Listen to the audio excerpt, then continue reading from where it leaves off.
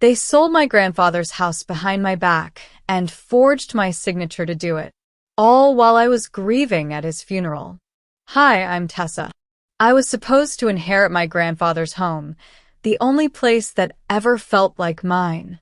But instead, my family stole it, stripped it for profit, replaced memories with lies, and told the world I was too emotional to own anything meaningful.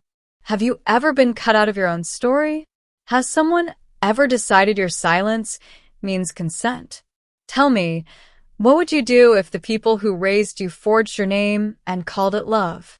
Let's go back to the day I opened an empty mailbox and realized everything they'd promised me was a lie. She gets the house? Oh, honey, she gets nothing. The words sliced the room like glass through silk, clean, cruel, and rehearsed. I didn't flinch, but only because I'd already braced for impact. I sat straight at the mahogany table, the hem of my black dress tucked tightly under my knees, one hand clenched around something soft.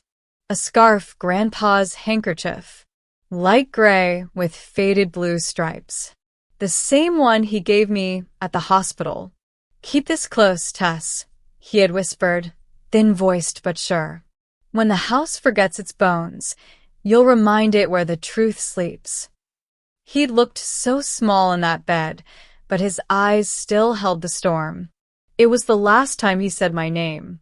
Now here I was, clutching a piece of memory, watching my entire inheritance be erased with a smirk. Betrayal crossed one leg over the other with the grace of someone too used to centerpieces and filters. I mean, she added, running a manicured finger along the table edge, Tessa's a librarian. What's she gonna do? Alphabetize the basement. She laughed, delighted with herself, then picked up her phone, tapped a few times, and held it up so Elaine could see.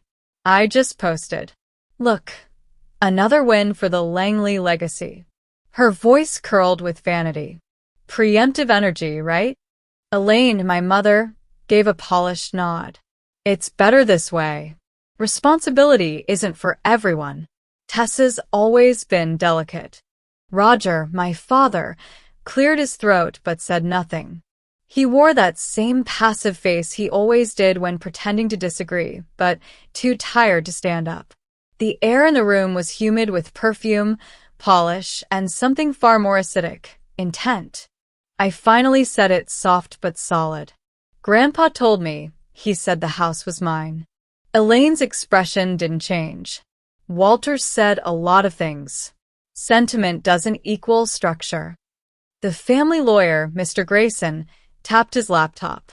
Per the Langley Trust, the estate and its holdings transferred to Elaine Langley as managing executor. No specific deed allocation was filed. Silence bloomed. Not absence of noise silence. The kind that thrums in your teeth. Then a voice, hesitant but firm. I'm sorry, what? It was Marcus Bell, the buyer. He had been sitting quietly, nearly forgotten at the far end of the table. Because I've already wired a deposit. The property was cleared. Elaine assured me. You bought a house that was never for sale, I said flatly, turning toward him. He looked caught between concern and legal panic. Before anyone else could speak, the door opened with a deliberate creak. In walked Nora Chun. Slim charcoal suit. Silver badge of calm. The kind of woman who walked like she already knew the verdict. Sorry for the interruption, she said, voice smooth as ice on metal. I represent Walter D. Langley's private legal affairs. I have with me a notarized codicil, handwritten, witnessed, and filed outside the trust. Betrayal choked on her mocktail. I'm sorry, a what? Elaine stiffened. Walter had no reason to file separately. Unless, Nora interjected. He didn't trust the executor. She placed the thick envelope on the table. The room seemed to exhale. As she opened it, a shaft of morning light cut through the stained glass window behind her, landing directly on Grandpa's portrait above the mantel.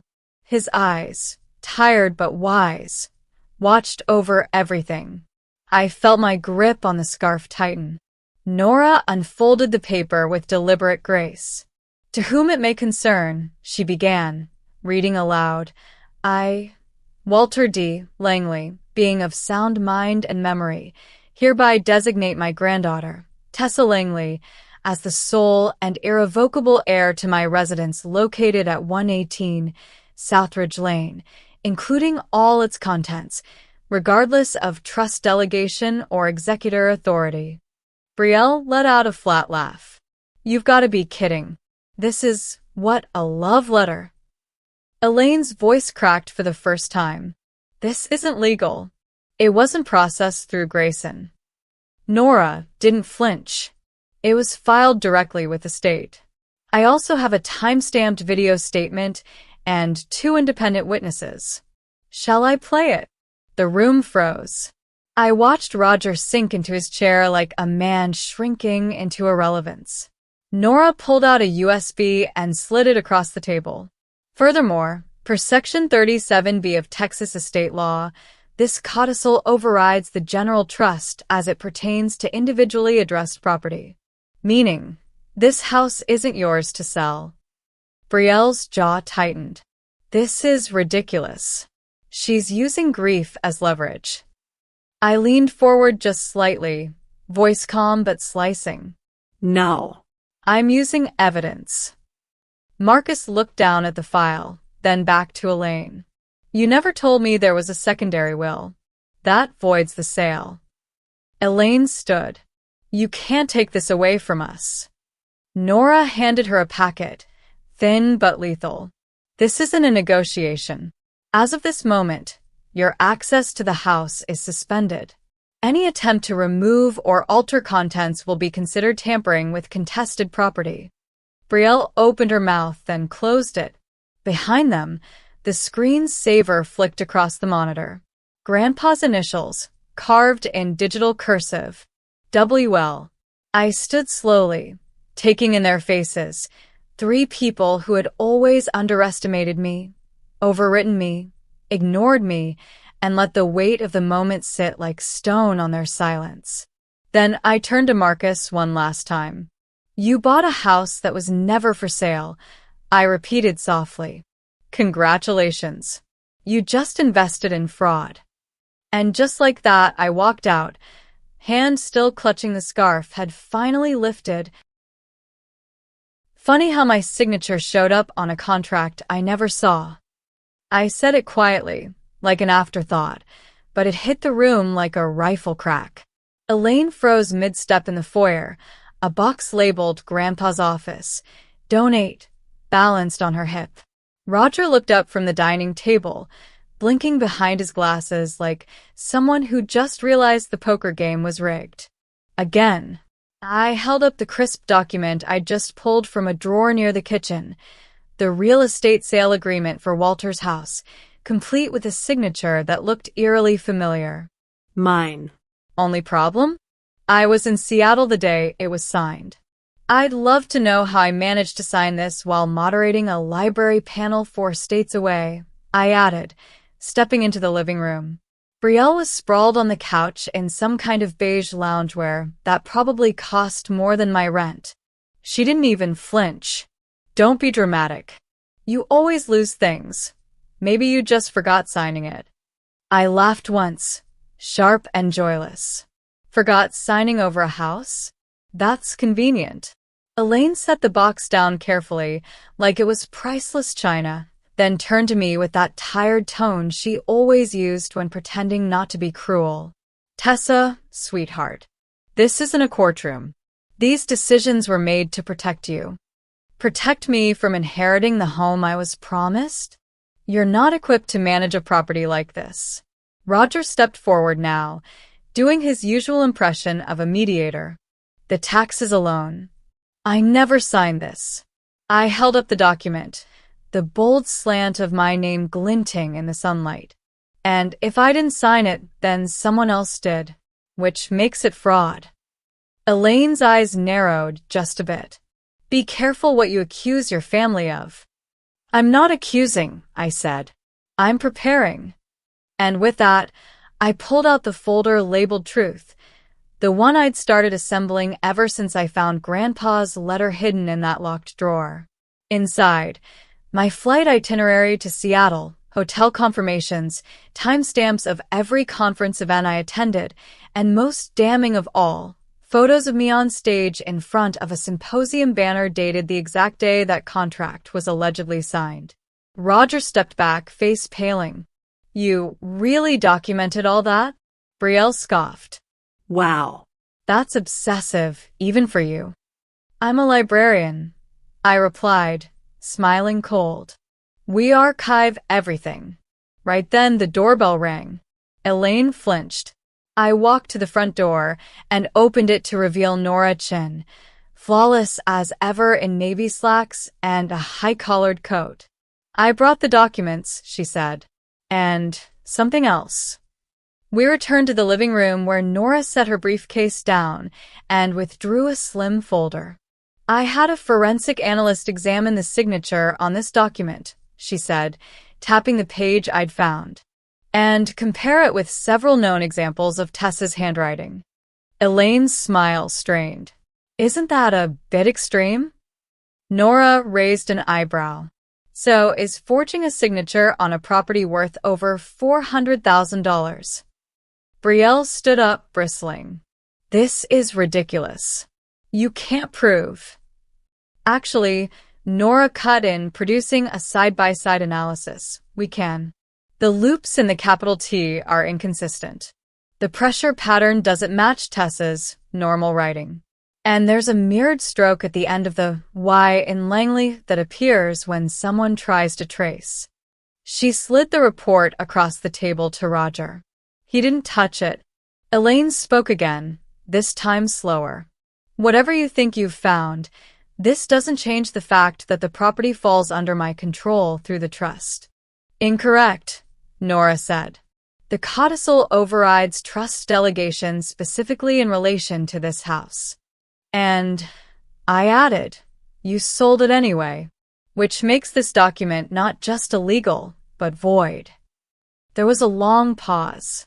Then Elaine straightened. Fine. So what now? "You sue your mother?" "No," I said calmly. "I file an injunction. And I send a copy of this to the title company, along with a formal complaint." Nora opened her bag again and pulled out the paperwork. "Already done. The sale is frozen pending investigation." Brielle burst out laughing. "You're kidding me. You're really going to try and fight us with paperwork and flights?" I turned to her, voice like steel. "I'm going to bury you with the truth." She faltered for the first time, eyes darting to Elaine. The room suddenly felt 10 degrees colder. As I stood there, I caught a sliver of something, a dull glint on the console table near the study door. I walked over. Beneath a stack of old junk mail and real estate pamphlets was a folded receipt. I opened it. A payment made to Creative Ink Docs, custom calligraphy service. My breath caught. I turned slowly. "You paid someone to replicate my handwriting." Elaine went completely still. "I'd love to hear what a judge has to say about that." Silence. Even Brielle didn't speak. And then, slowly, methodically, Nora reached into her bag and handed me a fresh document. "This is an official cease and desist. It prohibits any sale, transfer, or alteration of property contents until this case is resolved." I looked around the room. Boxes labeled dispose, my childhood desk halfway dismantled, family portraits missing from the wall. "No more erasing," I said quietly. "No more signatures that aren't mine." Have you ever walked into a room and realized your entire history was being boxed up or erased, sometimes by the very people you trusted most? If you've ever felt invisible in your own family, share your story or just comment number 7 below. Let's see what Tessa finds next as the reckoning begins. Nora nodded. Elaine didn't. As I turned to leave, I felt a gust of wind from the hallway vent. For a second, it smelled like Grandpa's cologne, cedar, and ink. Then I saw it. A faint carving along the baseboard near the floor vent. It wasn't new. I knelt, brushed it lightly with my thumb. A tiny heart, carved into the wood grain. I remembered something. If they lie, Grandpa had written, follow the heart near the floor. The message wasn't metaphorical. I pressed on the panel, and it gave a little Hollow. inside. I had no idea yet, but I smiled anyway, because this wasn't the end. It was the beginning of a reckoning. They counted on me never looking deeper. That's where they lost. The house was quiet when I returned that night. The kind of quiet that didn't feel peaceful, but watchful. Like the walls were waiting. Elaine and Brielle were gone, probably out celebrating some illusion of control. I could still smell the citrus and bleach they'd used to scrub the memory off the floors. But some stains aren't surface deep. I went straight to Grandpa's study. This time, I didn't hesitate. The air still carried his scent. Faint cedar, old paper, and something metallic like ink. The desk drawer with my initials was already broken from the last time, but I slid it open again and reached inside. The envelope was still there, and beneath it, taped to the underside of the drawer, was a small, tarnished brass key. I held it in my palm, feeling its weight. There was something oddly warm about it, as if it had been waiting for me all along. Then I remembered. The heart. Grandpa had once muttered something while repairing the fireplace when I was 10. Truth lives where the heart leans, he said, smiling like he knew I wouldn't understand. Until one day I would. I crossed the room slowly, past the mantel, until I reached the corner of the floor near the hearth. I knelt and ran my fingers across the boards. Most were smooth from decades of footsteps, but one just off-center had something carved faintly into it. A heart. Not drawn. Etched. I pressed it. Nothing. Then I pulled gently. A soft groan echoed as the board gave way, revealing a shallow compartment below. Inside, a fireproof lockbox no bigger than a shoebox, its corners dulled with age, but intact. My hands trembled as I inserted the key. It clicked. I opened the lid slowly. Inside, wrapped in a flannel handkerchief, were 3 items. A USB drive. A yellowed letter with my name in Grandpa's handwriting. An envelope marked only with one word. Clint. I sat back, breath caught in my throat. The letter was brief. If they found this, it means they tried to erase you. But they didn't erase me. The house remembers. And so do you. Underneath that, a clause clipped from the original will, highlighted. The house may not be sold under any trust delegation or power of attorney unless Tessa Langley signs in person and in the presence of 2 witnesses. They had nothing. Absolutely nothing. And yet they'd forged, lied, and tried to gut the place like it was an ATM machine wrapped in drywall. I stood, the USB clutched in one hand, letter in the other, and made my way to the living room. That's when I saw the painting. It was leaning against the wall by the front door. A landscape of the Colorado Rockies. Grandpa had painted it himself after our trip when I was 15. I remembered the original well. Muted, emotional, imperfect.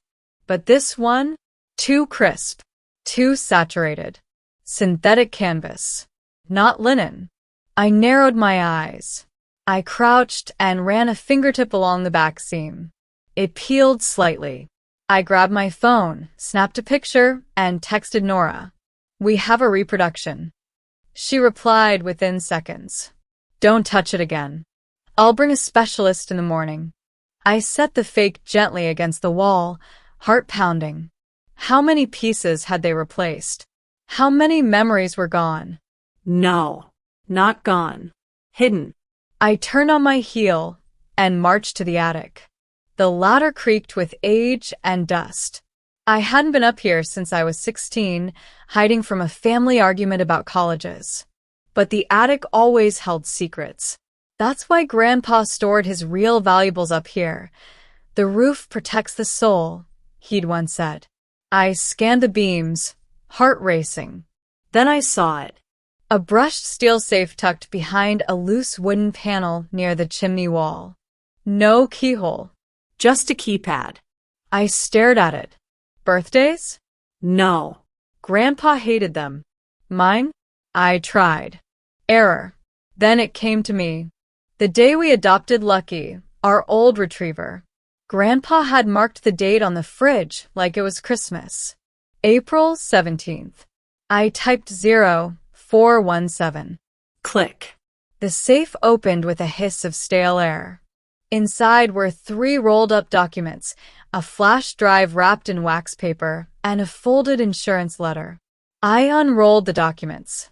Original art appraisals. Verified ownership. Historical value certifications from state museums. Every single painting Elaine had likely tried to swap had proof of provenance here. One page had a note at the bottom. If they get desperate, they'll trade history for cash. But you see more than money. That's why I gave them to you. I blinked back something that wasn't quite tears. It was fury. Gratitude. Fire. A noise downstairs snapped me back. The door. I descended quickly and peeked around the corner. Elaine. Back early. She didn't see me. She walked to the couch, glanced at the painting, frowned. Why is this out? Then Brielle entered, holding her phone. She knows, Brielle said. She texted someone about the painting. Elaine cursed under her breath. She's not passive anymore, Brielle added. She's digging. I backed up slowly, careful not to make the floor creak. Slipped into the side hallway and ducked into Grandpa's laundry room. They couldn't know I'd found the vault. Not yet. Not until I had everything in place. I exhaled slowly, heart thudding. This wasn't just about the house. It was about memory. And now I had the receipts. They counted on me to stay quiet. But the fire he lit in me never went out. The morning after I found the vault, I walked 2 blocks down Sycamore Avenue to the little house with the wind chime made from old spoons. The same house Grandpa used to call Memory's basement. Clint Holloway opened the door before I could even knock. His eyes were older now, softer around the edges, but still sharp like slate. He wore a thermal vest over a worn flannel and smiled like someone who had been expecting the world to shift, and now that it had, wasn't surprised. Tessa Langley, he said, voice rough with time and truth. You made it. I stepped into a kitchen that smelled like chamomile and cedar. The same wooden table stood in the middle, covered with what looked like a shrine to Walter Langley, an old cassette recorder, a yellowing photo album, and 2 flash drives wrapped in masking tape. He gave me these last fall, Clint said, motioning to the table. Told me not to hand them over unless you ask. I nodded. No explanation needed. He pressed play. The tape hissed, then cleared. Walter's voice filled the room, gravelly but strong. They're going to strip it bare, Clint. Sell the walls, trade meaning for margin. But she, Tessa, she sees past plaster. She remembers what matters. I clenched the edge of the table. His voice hit harder than I expected. She won't fight for herself, but she'll fight for the flame. And she won't burn the house down. She'll keep it lit. The tape ended in a soft static hum. I couldn't speak. Clint placed a hand on mine. He knew, Tess. Knew they'd try to erase you. That's why he left this behind. He opened the photo album to a Polaroid I hadn't seen in over a decade. Me, Grandpa, and Lucky the retriever under the old willow tree, summer sun filtering through the branches. On the back, in Grandpa's unmistakable script, she remembers what matters. I inhaled deeply. They forged my signature, Clint. They sold fake art. They're gutting the house one piece at a time. He nodded, slow and tired but solid. Then it's time you got them back. I spent the rest of that morning digitizing everything. The flash drive contained scans of original paintings, a video of Walter showing each one by name and history, plus voice memos explaining why each mattered. Not just financially, but historically, emotionally. Have you ever reached that moment when you finally decided, enough, I'm fighting back? When all the doubts and pain become fuel to reclaim what's yours. If you've ever had to gather your strength and go to war for your own worth, comment number 9, or tell us about your turning point. Let's find out how I fight changes everything from here. By noon, I'd emailed everything to Nora. Her reply came in under 10 minutes. We're ready, but so are they. Attached was a screen capture of a legal filing. Elaine Langley petitioning the court for emergency injunction, citing me as emotionally unstable and under undue influence. I stared at the document. Classic. If they couldn't silence me with shame, they'd try to paint me unstable. I called Nora. She's going full character assassination, I said. Nora didn't hesitate. Expected it. Let her try. You think the court will listen? Nora's voice dropped, calm and lethal. I think we have a signed affidavit from your Seattle panel host, 3 expert witnesses on forged documents, and a video of your grandfather saying you're the only one who understood legacy. I like our odds. I smiled. So, what's next? We file a countermotion. And we make some noise. That evening, I returned to the house, my house, and stood beneath the willow tree, the same one in the Polaroid. The wind moved through the branches like whispers. A car pulled up. Brielle stepped out in a linen jumpsuit and oversized sunglasses, like she was walking into a brand shoot. You never fought for any of this, she said, arms crossed. Why now? I didn't answer immediately, just stared at her like the lie she was. Because Grandpa did, I said, even when I didn't think I deserved it. She scoffed. You're not special, Tessa. You just happened to be first in line this time. I turned toward her, finally. No, Brielle. I'm the only one who read the fine print. She went still for a beat, then turned and walked back to her car. I didn't follow. Instead, I went inside and opened my laptop. I uploaded the audio of Walter's message to a private link and shared it with Marcus Bell, the buyer, and Nora. I sent it to the estate agency, to the local art board, to the title company. Then I added a final sentence. This is what they tried to bury.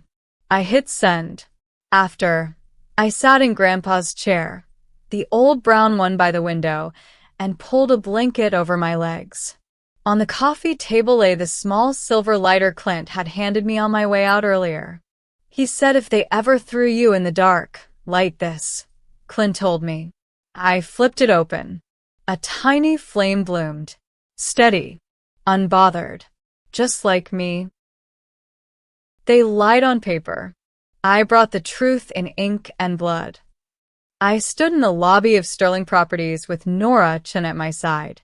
She was in a charcoal suit sharp enough to cut glass, calm as a courtroom clock. I wore black. Not for mourning. For war. The receptionist glanced up, already uneasy. Do you have an appointment? She does now. Nora replied smoothly, sliding a sealed envelope across the counter. Cease and desist. Emergency injunction. We're here for Mr. Bell. Within minutes, Marcus Bell walked in, expensive haircut, tailored blazer, and an expression that started confident and cracked a little when he saw Nora. Then me. Ms. Langley, he nodded. Didn't expect. You should've, I said. You bought a house based on lies. I'm here to return the favor with facts. We were escorted into the firm's conference room. Elaine and Brielle were already there, along with 2 estate attorneys who looked like they walked straight out of a prestige drama. Elaine didn't even flinch. Brielle smirked like she had rehearsed it. Tessa, Elaine said, voice sugary. I didn't know you'd be joining us. You forged my name, I replied. You made me join you. Nora didn't wait.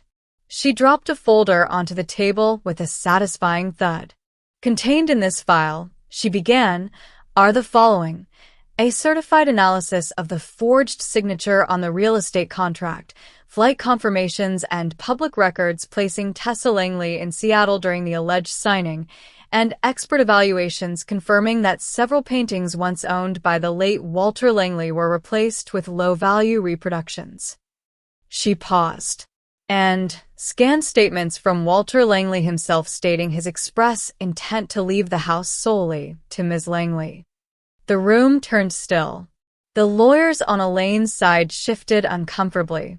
Marcus leaned in. Is this true? He asked Elaine. She didn't blink.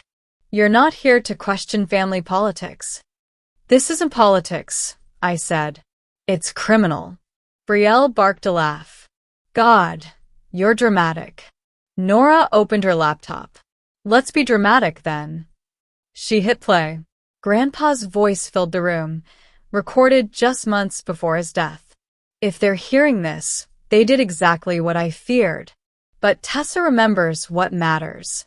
That house, that land, it's not just property. It's a promise. Marcus sat back slowly, his face blank. One of the estate attorneys cleared his throat. We weren't made aware of any codicil. That's the point, I said. She hit it. Elaine folded her arms. We didn't hide anything. Walter rambled a lot in his final months. Nora turned the laptop toward her. Then why is this time-stamped, notarized, and witnessed by two attorneys unaffiliated with your firm? Elaine went quiet.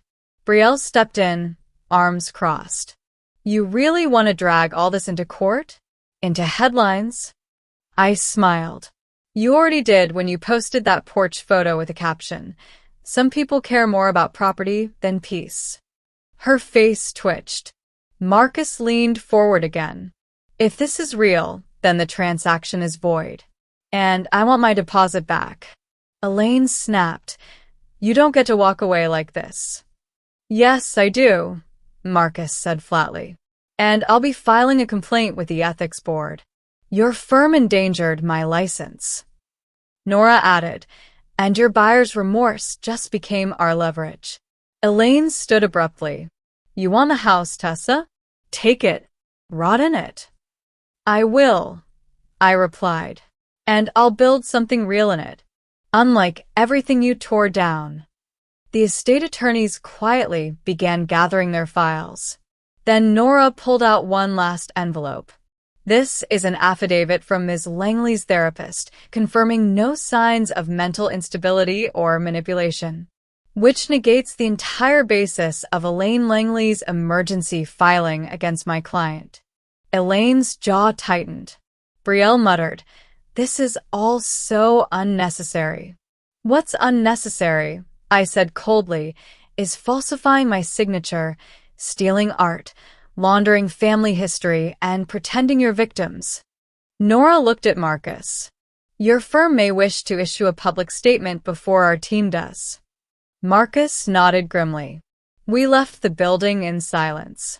But outside, Nora turned to me, sunlight reflecting off her glasses. That was the easy part. I stared up at the sky, breathed in deep. She's going to panic, I said. They all will. Good, Nora replied. Let them make mistakes. Later that night, I returned to the house.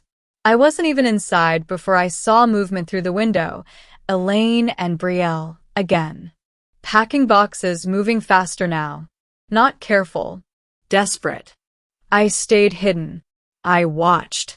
And when they left, slamming the door behind them, I stepped inside. On the hallway floor, the fake painting still leaned against the wall. But next to it now sat another one, this time from Grandpa's study. And it, too, felt wrong. I flipped it over. Printed. Another fake. They were trying to take what was left before the system could stop them. Not just memories. Evidence. Not anymore. I pulled out my phone and called Nora. I need an appraiser, I said. Tomorrow. First thing. Her answer was simple. Bring gloves. We're done playing polite. They tried to erase me from the story, but the house remembered. The courtroom didn't feel like justice. It felt like paperwork, air conditioning, and overpriced coffee. But justice wasn't in the walls, it was in the eyes. And today, all of them were watching. Elaine sat stiff at the defendant's table, wrapped in a cream suit that made her look more politician than mother. Roger was next to her, avoiding my gaze like the coward he'd always been. Brielle wasn't there. She had taken the deal. Pleaded out. Saved herself. I wasn't angry. Just grateful for the silence. Judge Monroe's voice cut through the tension. Based on submitted evidence, including video testimony from the deceased, notarized codicils, forensic handwriting analysis, and sworn affidavits from third-party witnesses, this court hereby recognizes Tessa Langley as the sole and legal heir to the property located at 118 Southridge Lane, including its contents, historical artwork, and all associated assets. Elaine didn't blink. Roger sighed. I didn't smile. Not yet. Then came the best part. The court also finds sufficient cause to proceed with formal charges for fraud, forgery, and conspiracy to misappropriate assets under Texas Civil Code 14.3. Elaine turned. Just slightly. Just enough to look me in the eye. You think this is justice? She hissed. You destroyed your own family. No, I said calmly. You did that when you forged my name. Roger tried to say something, but the bailiff was already moving. The judge rose. Case closed. When I stepped outside, sunlight caught on the courthouse glass. The breeze carried the hum of traffic, distant sirens, and something else, relief. Nora walked beside me. You're officially the owner of everything they tried to steal, she said. I don't want revenge anymore, I told her. Good, Nora replied, because now you have power. That afternoon, I returned to the house. My house. The porch creaked beneath my step like it was exhaling after holding its breath too long. The mailbox still had the fake nameplate, Elaine Langley. I unscrewed it with a quiet joy and tossed it into the box marked evidence. Inside, the air felt different. Not just cleaner. Lighter. Like the house had shed something heavy. Sunlight stretched through the kitchen window, warming the worn tiles. A faint scent of cedar lingered. I walked room by room, letting the light guide me. In the living room, 2 framed reproductions sat stacked beside the wall. I flipped them over. Printed signatures. I added them to the discard pile. Then I went upstairs. In Grandpa's old study, I opened the last drawer. The one I hadn't touched. Inside, wrapped in a cloth napkin, was a leather-bound notebook. His handwriting covered the final page. Redemption lasts longer than revenge. I closed the notebook and held it to my chest. Outside, golden light filtered through the blinds. I opened the window. The sheer curtains fluttered, casting soft shadows across the floor. The willow outside danced in rhythm with the breeze, leaves whispering like they remembered, too. Later that week, I hosted the first planning circle for the Langley Community Initiative. A group of seniors from the neighborhood sat in the reading room, the late afternoon sun slanting across their coffee cups. They passed around photo albums, told stories I hadn't heard in years. Laughter echoed off the hardwood floor. In the backyard, we'd cleared out the brambles and laid soil for a new herb garden, basil, mint, rosemary. Each plot labeled with a wooden stake, handwritten by the kids from the summer program. The same kids now covered in paint, working on a mural along the shed wall, a scene of the house wrapped in light, with Grandpa's silhouette standing in the doorway. The house wasn't a museum. It was alive again. One of the windows had been cleaned so well it caught the sunlight like glass at a cathedral. It spilled color across the hallway, across the walls, across the framed photo I had just hung. Grandpa, me, and Lucky beneath the willow. Clint stopped by that afternoon. He walked slower than last time, but his eyes lit up when he saw the photo. You kept it, he said. I kept all of it, I replied. He nodded and stepped forward, placing a small bronze plaque beneath the frame. She remembers what matters. In that moment, it felt like the house had exhaled one final time and come to rest. And I finally could breathe. A few days later, I was sorting through boxes in the dining room when the front door creaked. I turned. A little girl, maybe 7, stood there holding a library flyer. "Is this the house with the tree?" she asked. I smiled. "It's got a few." "The one where the man with the dog used to live?" she added. I knelt down. It is. Was he your dad? I looked at the photo on the wall, at the sun on the floorboards, at the wind through the window. Then I remembered the last line Grandpa ever wrote me. I said it aloud. No. He was everyone's. I'm no longer the girl they overlooked.